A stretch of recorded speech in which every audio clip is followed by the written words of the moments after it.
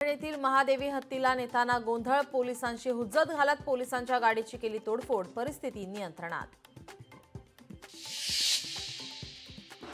राज्य मंत्रिमंडळाची आज बैठक, पुणे ड्रग्ज प्रकरण, स्थानिक स्वराज्य संस्था निवडणुका यावर चर्चा होण्याची शक्यता।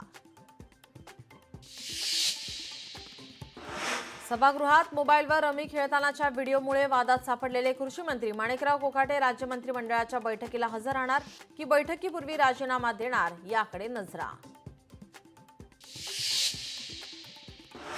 पुण्यातील रेव पार्टी प्रकरण, अटकेत असलेल्या खडसेंचे जावई प्रांजल खेवलकर यांच्यासह 6 जणांची आज पोलीस कोठडी संपणार, दुपारी विशेष न्यायालयात केलं जाणार हजर।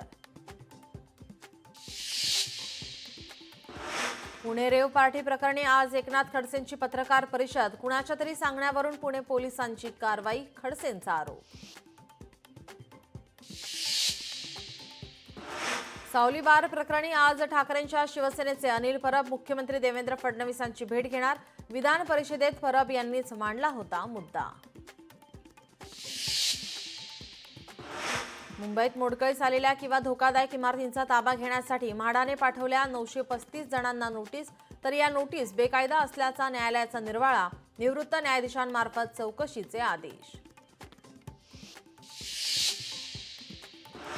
नागपूरची दिव्या देशमुख बुद्धिबळ विश्वचषक विश्वविजेती, भारताच्याच कोनेरू हम्पीवर मात करत दिव्या देशमुखचा विजय, दिव्या देशमुख भारताची 88वी ग्रँड मास्टर।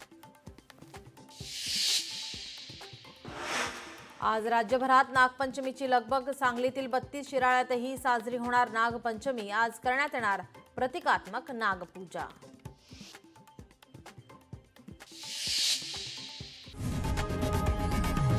लोकशाही मराठी ऐका, पहा, जागरूक रहा।